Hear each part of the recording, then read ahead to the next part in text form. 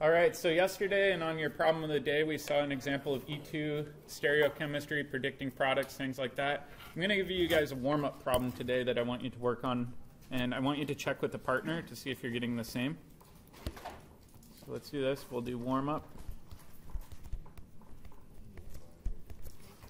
All right, for this one, we're going to have a methyl group up here. We're going to have a bromine right here. We're going to treat this with some generic base. And the question is, what product or products will you get out of this reaction? And then name them.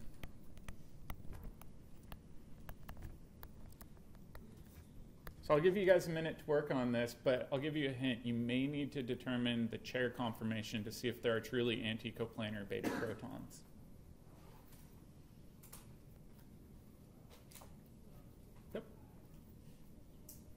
That's a good question. So let's draw the chair structures and see which chair conformations we want to look at, right?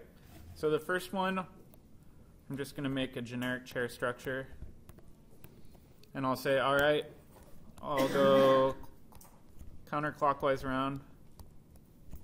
So this will be 1, 2, 3, 4, 5, and then down here I'll have 6. All right, so carbon 1.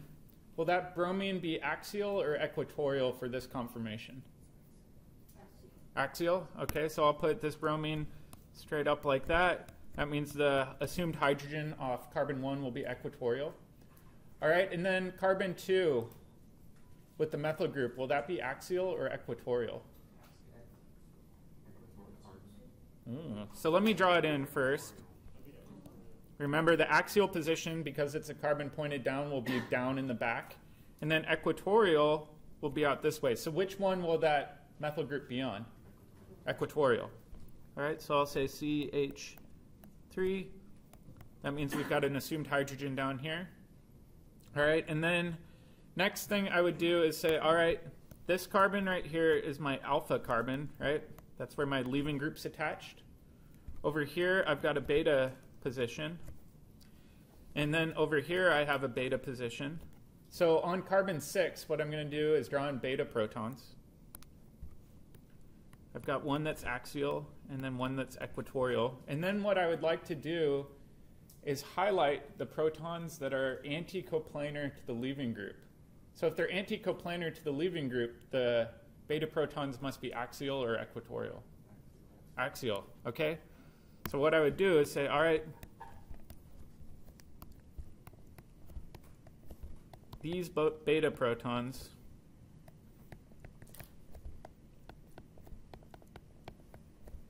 are anticoplanar.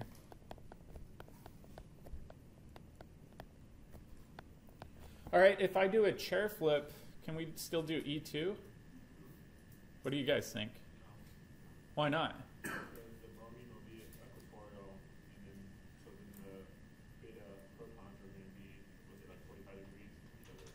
Exactly. So you were saying if we do a chair flip, that bromine will go from axial to equatorial.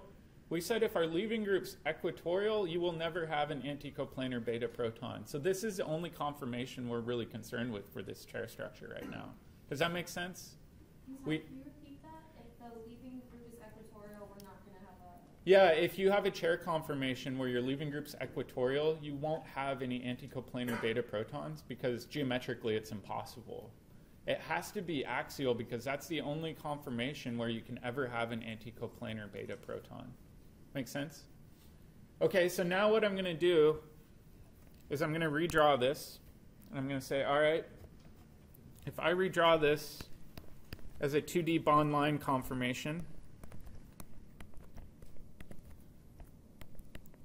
I'm going to draw those beta protons as green.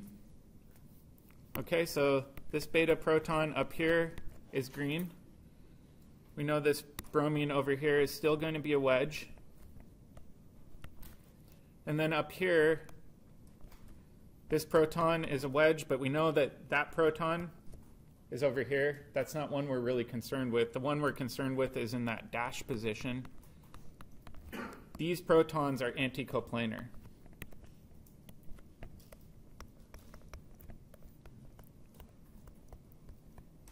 An easy way to remember this is if your leaving group's a wedge, your anticoplanar beta proton must be a dash, right? Alternatively, if your leaving group's a dash, your anticoplanar beta proton must be a wedge. They've got to be opposite of one another.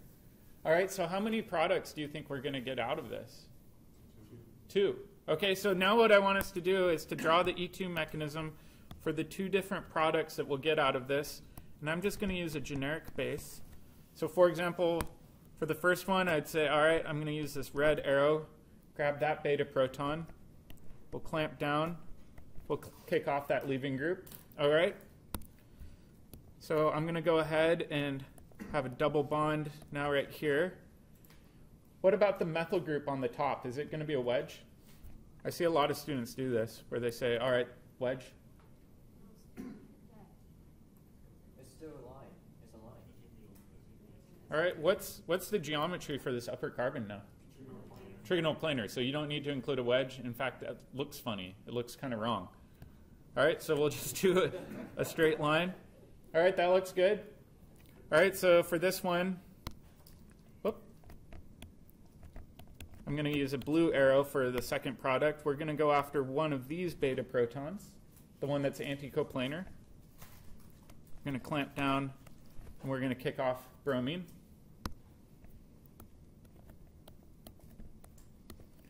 All right, so now we've got a double bond right there. What about the methyl group on top? It's still going to be a wedge. We didn't do anything up there. All right, so now what we need to do is we've determined we've got two products. Let's try to name them. So let's start with this one on the left. Try to name it and then check with your neighbor and see if you're naming it the same way. All right, show of thumbs, who thinks they got it? All right, so let's double check. I'm going to go through and number it. Which carbon should I start numbering at? Should I start numbering right there, or should I start my one on the right? We want the double bond to always start at the lowest position, but if it's a tie, what do we want to do? Minimize the substituents, right? So in this case, the methyl group would prefer to be at carbon 1. So I'll say 1, 2, 3, 4, 5, 6. All right, so this would be 1 methyl. You could say 1 cyclohexene. However, anytime you number cyclohexene, the double bond's always going to be at position 1. So oftentimes people don't even include that. They'll just say 1 methyl cyclohexene.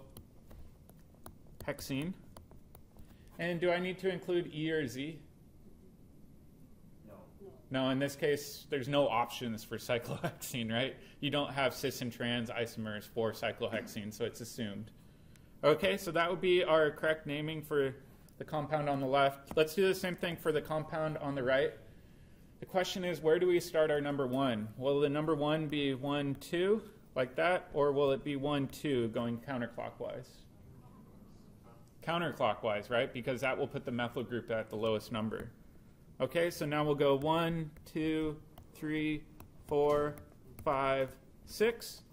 Okay, so now we'll go ahead and we'll say, all right, this is 3 methyl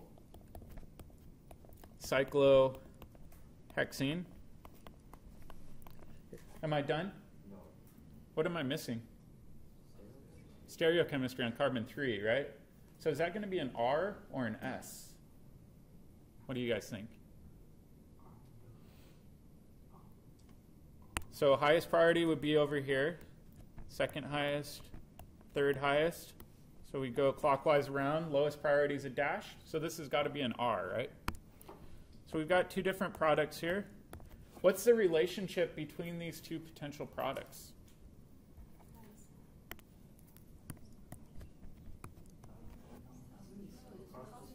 Constitutional isomers, right? They have a completely different connectivity.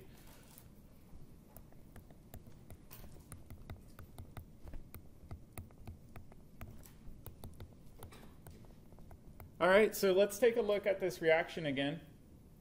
Let's assume that we're not getting these in an equal mixture, that one is favored over the other. Would this be a stereospecific reaction, stereoselective reaction, or regioselective reaction? Regioselective.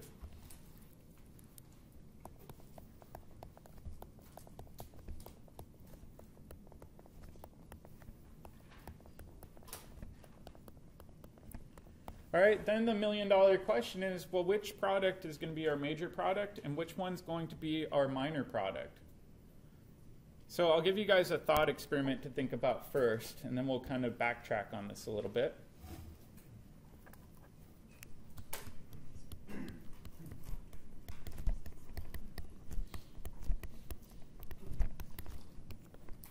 Which product is your thermodynamic product?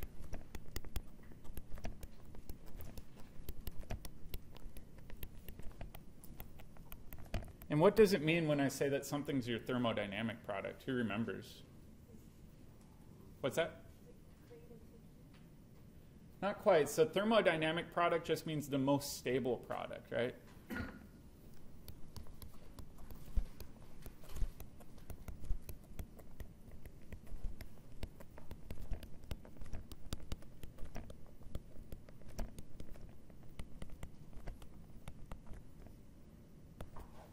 All right, so if you remember, we're comparing two different products. We've got one like this versus one where we have the double bond on the right and the methyl group up here as a wedge. So see if you can agree with your neighbor over which one's more stable and why. Who thinks they know which one's more stable? What do you think? Not with resonance. You're close. Has more to do with something called hyperconjugation, right? You remember that? So we remember with cations, we said they're more stable when they have more carbon groups coming off of them. Similar idea here. Does anybody have an idea? What do you think? Is it the left one since it's tri-substituted? Exactly. If we look at the left one, this is tri-substituted, meaning that alkene has 3 different carbon groups coming off of it. The one on the right is only di-substituted. We know that tri-substituted alkenes are more stable than di-substituted alkenes due to that hyperconjugation. They've got more carbon groups stabilizing that double bond. So this is more substituted. That means that this is the thermodynamic product. The di-substituted product isn't your thermodynamic product in this example. All right, let's just recall what thermodynamic products mean using a reaction coordinate diagram again. Will this reaction have 1 hump, 2 humps? How many humps will it have for an E2? Let's think about it. How many steps were there in this reaction? 1, right? We only had 1 reaction arrow, so it's only going to have 1 hump. So if we go back down and we look at this, all right, it's going to have 1 hump. Thermodynamic products are basically saying, all right, we've got 2 different energy level products. The tri-substituted is more stable. It's going to be lower in energy than your di-substituted. So what we're measuring when we're measuring our thermodynamic products is this delta G value, right? So we're trying to get to the most stable potential product. What are we kind of ignoring, though? Activation energy, right? So that's the other side of this. So we'll do another thought experiment.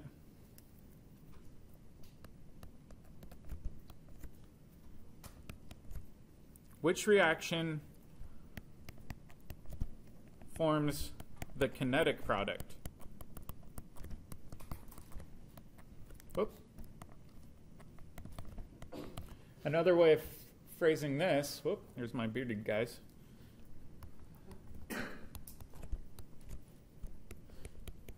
Which reaction had the most accessible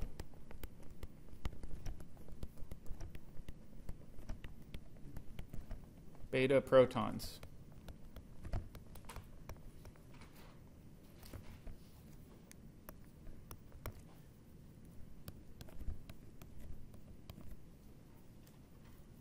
And I'm going to just redraw our starting material here.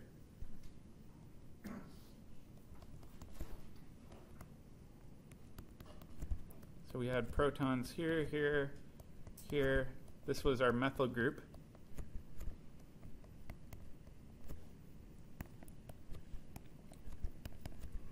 And we've got a base. And if you remember, we said that this proton, whoops, sorry, this should be a Br2, or Br, excuse me.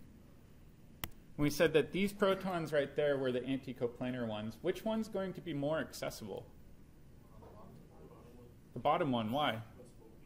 Yeah, it doesn't have the methyl group kind of crowding it out, right? So this one is more accessible.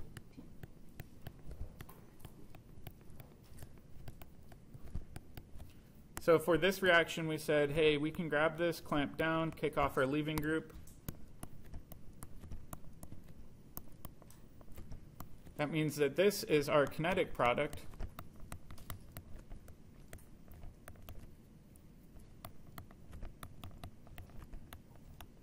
And the kinetic product is the product that went through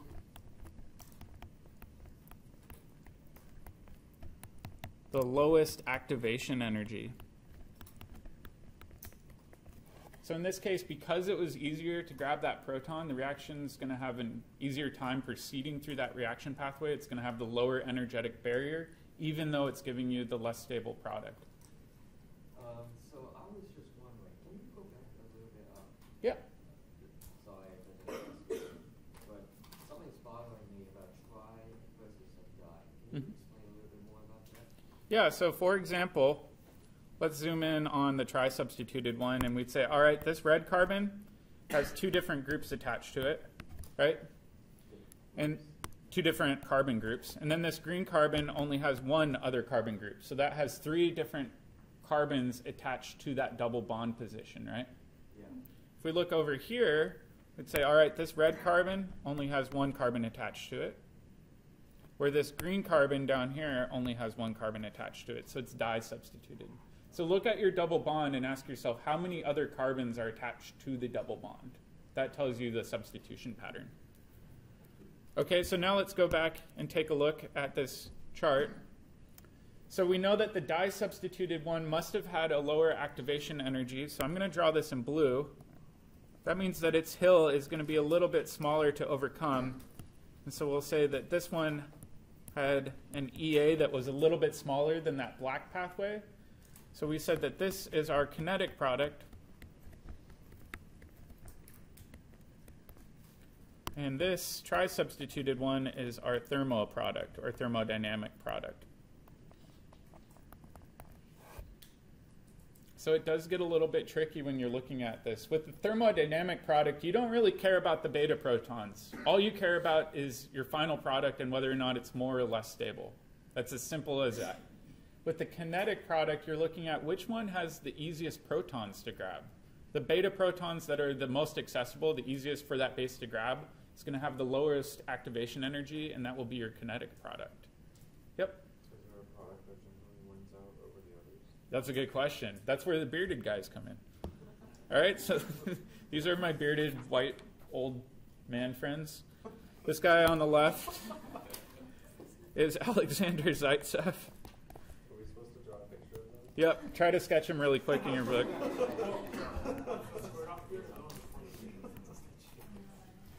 And this is August Hoffman.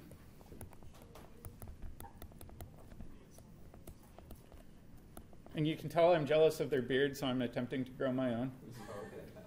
So Zaitsev, the guy on the right, was the one who came up with the idea that the thermodynamic product is often observed with elimination reactions. August Hoffman, on the other hand, said, hey, sometimes that's not true. Sometimes you actually end up with your less substituted alkene because that's your thermodynamic, or sorry, your kinetic product. So there's two competing theories going on here.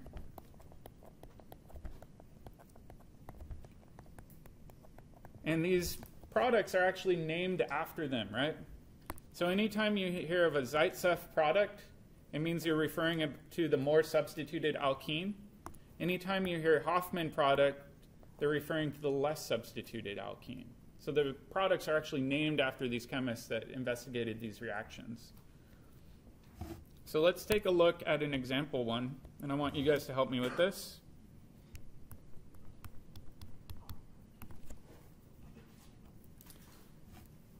All right, so for this example,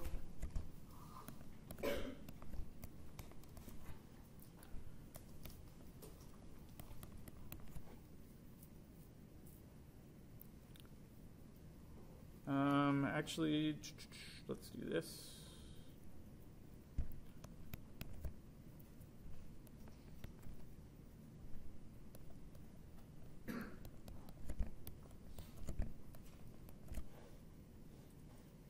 And I want you to help me determine what product you would get if you treated this with a base.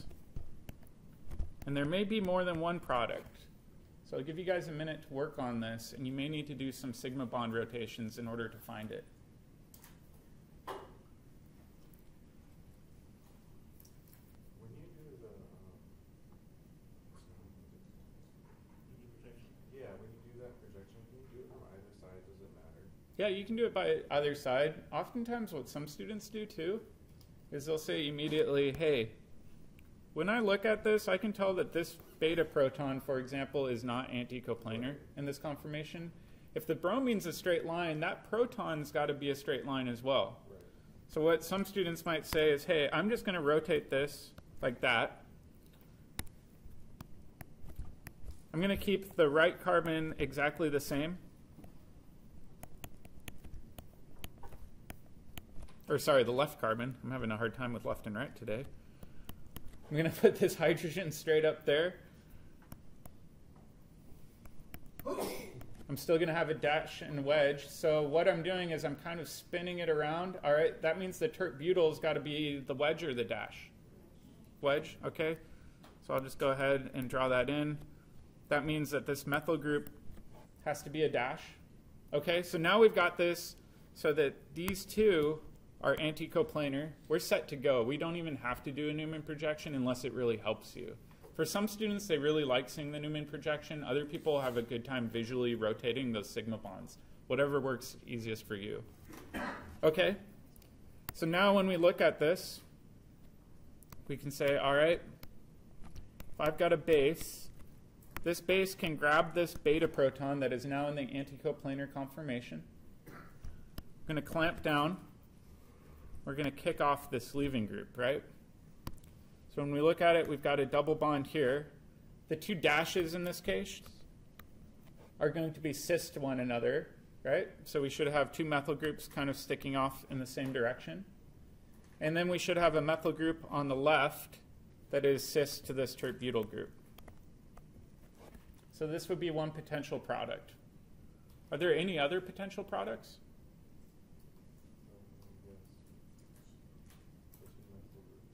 Yeah, this is something that throws people is they say, all right, on that right carbon, the right beta carbon, meaning this carbon right here, we only have one beta proton.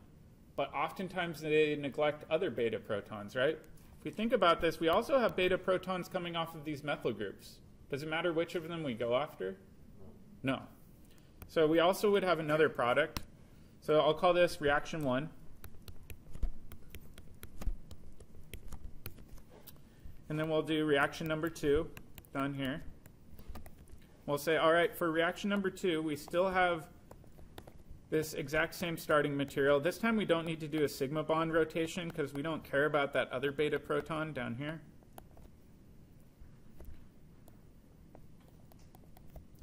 And I'm just going to call this a methyl group, and then I'm actually going to draw out my second methyl group. Because we know the protons coming off of either one of those methyl groups are beta too, right? So for the second reaction, I'm going to say, all right, I've got this base. I'm going to grab one of these beta protons. Does it matter which one I go after? No, not really. Any of them can be anticoplanar. So once I do that, I'm going to clamp down, going to kick off our leaving group, and now we have to determine what the heck this product looks like, right? This gets a little bit tricky. So we know we've got a double bond in this position. So I'm going to start off by showing a double bond like that. This central carbon right here must also have that other methyl group coming off of it. So I'm going to draw that in. We must have a bond going out here. This tert-butyl group still in that same spot. This methyl group is still in that same spot. And the assumed hydrogen right there is still in the same spot. Make sense? So we get two different products. If I grab protons off of the other methyl group, would it change anything? No, it'd give you the exact same product, right? So we only have to show this once. All right, so let's take a short pause here. And what I want you to do is to determine which of the alkenes is more stable, meaning more substituted, and then label them as your Zaitsev or your Hofmann product. Where did that double bond come from? Because I'm looking at the red arrows and I can't see. Right, so this double bond right here is right where this carbon-carbon bond was, right? So I didn't show it as a dash or a wedge anymore because that central carbon is now sp2. We don't need to show dashes or wedges off of sp2 carbons.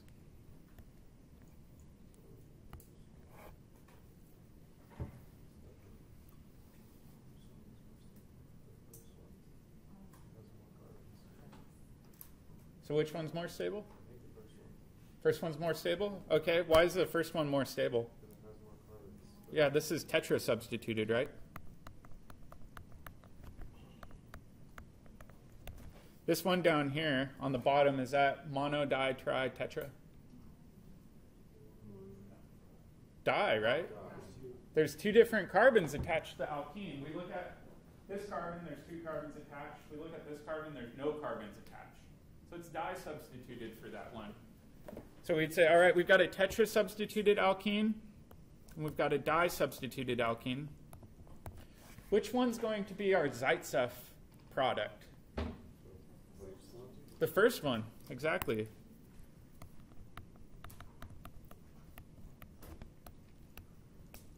Down here, that means that this is our Hofmann product. So we've got two different potential products for this reaction. We know that the tetra-substituted one is our thermodynamic or more stable product, but we know the base has an easier time plucking off one of those methyl protons than trying to grab that beta proton that's in between the methyl and the tert-butyl group, right? So the bottom one is kinetically more favorable because it's easier to grab those protons. All right, so now we've got to determine which one's going to be major and minor. All right, so another thought experiment.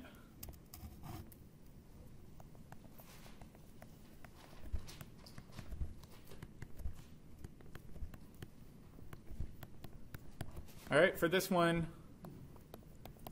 will a large bulky base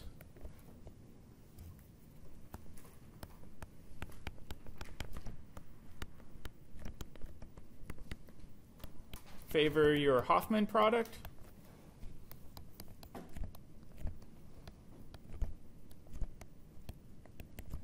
Meaning the less stable one.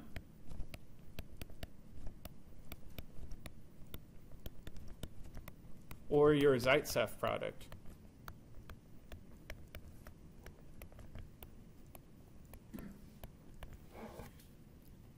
So I'll give you guys a minute to think about this, but assume you got a really big base. Which product do you think is going to be favored? Once you think you got it, try to explain it to your neighbor. Everyone's so quiet today.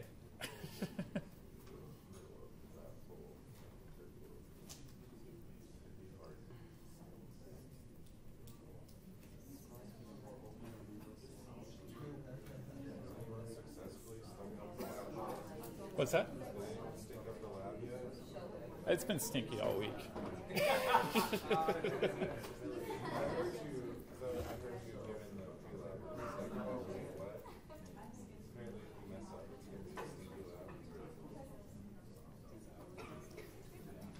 All right, does anybody want to share their rationale for this one?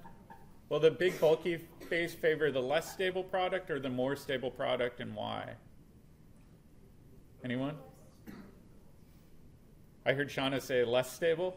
Why do you think less stable? Because the substituents are easier, accessible, and it's bigger. And also, the bigger the molecule, the more stable it is.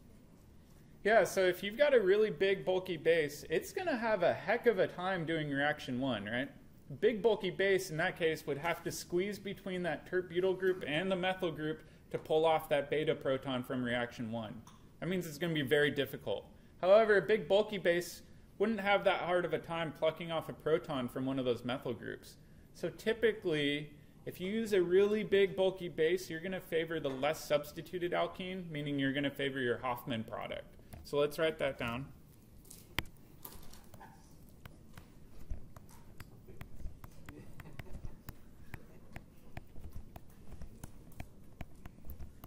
So big bulky bases have a hard time. Whoop.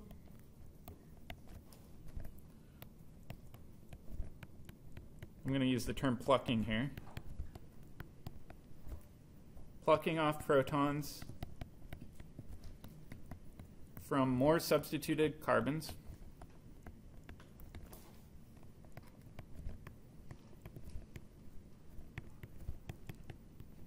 Therefore, bulky bases favor your less substituted alkene.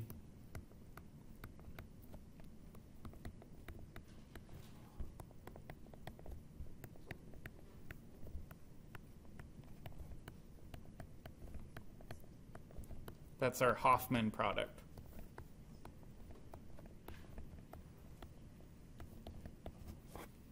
What about small bases? Do small bases care? Small bases don't care. They can get in anywhere, right?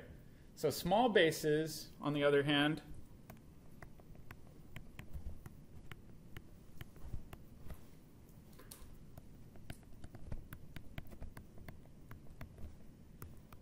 they will always give you the more stable product.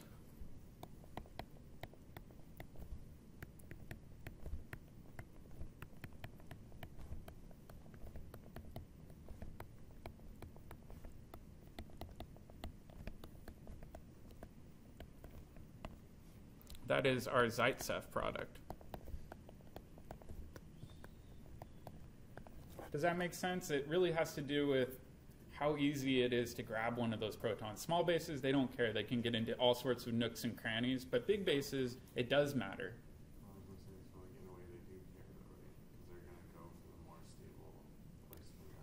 Yeah, so for small bases, because it doesn't matter, it's just going to favor forming the more stable product in general. So let's take a look at some common bulky bases before we head out.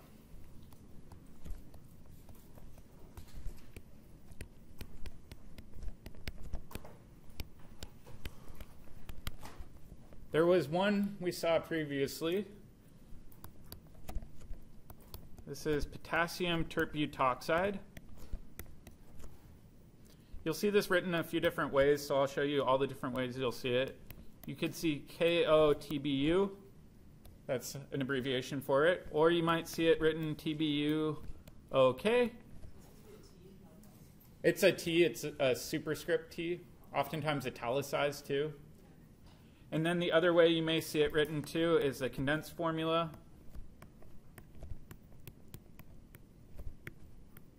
Really, you can write it any of these ways. They all represent the exact same thing, right?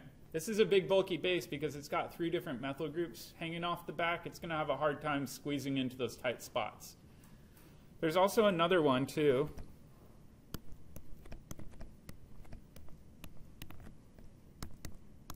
This is even more powerful. This is called lithium diisopropyl.